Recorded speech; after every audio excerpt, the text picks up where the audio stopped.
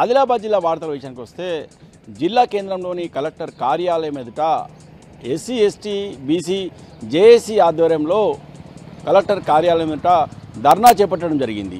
మా భూమి యాత్రలో భాగంగా జిల్లాలో పలు గ్రామాలలో పర్యటించి ప్రజలు ఎదుర్కొంటున్న సమస్యలపై ఒక నివేదికను తయారు చేశామని, ఈ నివేదికను జిల్లా కలెక్టర్కు అందజేస్తామని BC SC ST JAC convener విషాదరణ్ మహారాజు పేర్కొన్నారు. ఈ సందర్భంగా ఆయన మాట్లాడుతూ జిల్లాలో బీసీ ఎస్సీ ఎస్టీలు ఎన్నో సమస్యలు ఎదుర్కొంటున్నారని, వాటన్నింటినీ కూడా ఒక సమగ్రంగా ప్రజలు ఎదుర్కొంటున్న సమస్యలను జిల్లా కలెక్టర్కు నివేదిస్తామని, ఇప్పటికైనా ప్రభుత్వం చొరవ చూపి జిల్లా కలెక్టర్ ప్రజలు ఎదుర్కొంటున్న సమస్యలను పరిష్కరించేందుకు చర్యలు చేపట్టాలని, లేని పక్షంలో తాము బీసీ ఎస్సీ ఎస్టీ జేఏసీ ఆధ్వర్యంలో ఆందోళన చేపడతామని పేర్కొన్నారు.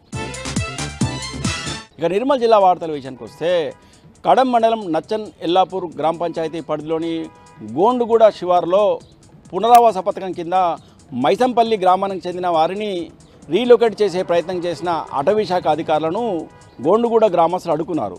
దీంతో ఇటు పోలీసులకు అటవీ శాఖ అధికారులకు గోండుగూడ గ్రామస్తులకు మధ్య తీవ్ర వాగ్వివాదం జరిగింది.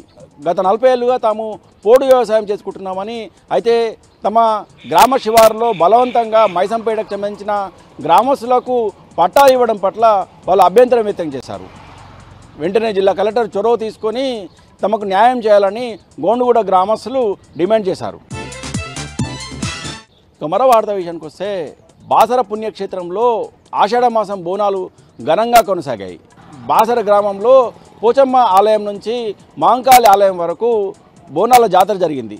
ఈ బోనాల జాతరలో గ్రామంలోని ప్రజలతో పాటు పెద్ద ఎత్తున మహిళలు పాల్గొనడం జరిగింది. దాదాపు 2 గంటల పాటు ఈ బోనాల జాతర కొనసాగింది. ఈ సందర్భంగా ప్రత్యేకంగా మహిళలతో పాటు గ్రామస్తులు మొక్కులు తీర్చుకున్నారు. గ్రామం సుభిక్షంగా ఉండాలని, అలాగే వర్షాలు బాగా పడాలని, పంటలు బాగా పండాలని కోరుకుంటూ ఈ బోనాల జాతర సందర్భంగా ప్రత్యేక పూజా కార్యక్రమాలు చేపట్టారు. ఇక మరో వార్త విషయానికి వస్తే బైన్సా పట్టణంలోని గాంధీగంజ్ సమీపంలో గంజాయి విక్రయిస్తున్న 2 వ్యక్తులను పోలీసులు అరెస్ట్ చేశారు.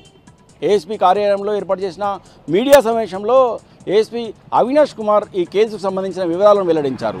పట్టణంలోని గాంధీగంజ్ సమీపంలో 2 యువకులు గంజాయి విక్రయిస్తున్నట్టు తమకు రహస్యంగా అందిన సమాచారం మేరకు పోలీసులు వలపన్ని 2 నిందితులను అరెస్ట్ చేయడం జరిగిందని ఏఎస్పీ తెలిపారు.